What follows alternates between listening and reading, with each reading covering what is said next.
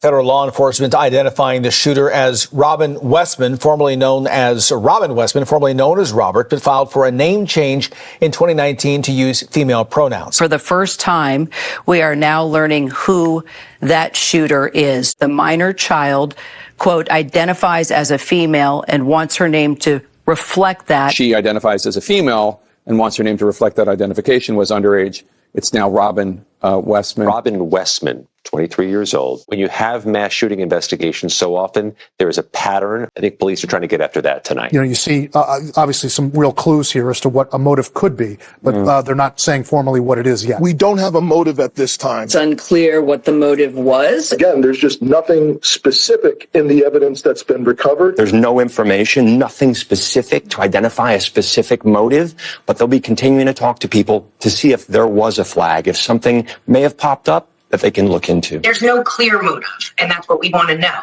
Was this a revenge shooting because there were prior affiliations to the school?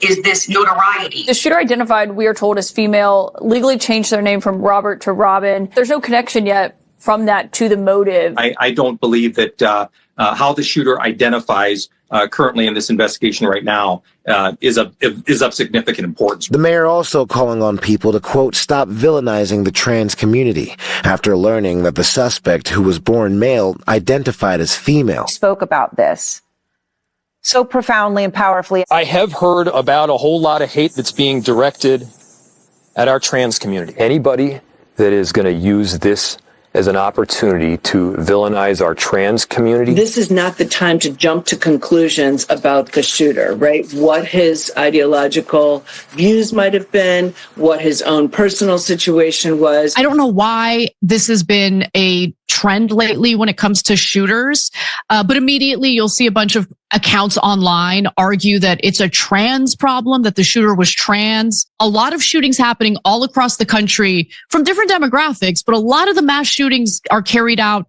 by young white men. They say demonic, and then it's transgender maniac shoots up Catholic school.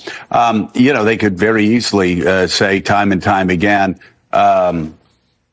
straight white maniac shoots up Catholic school. There's a lot of misinformation circulating right now. This individual, as far as we know, did identify as transgender.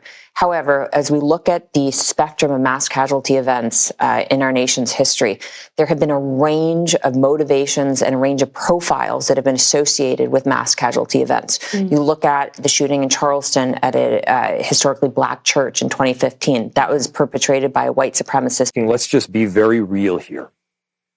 We have too many guns in America. We have these assault rifles that can reel off 30 clips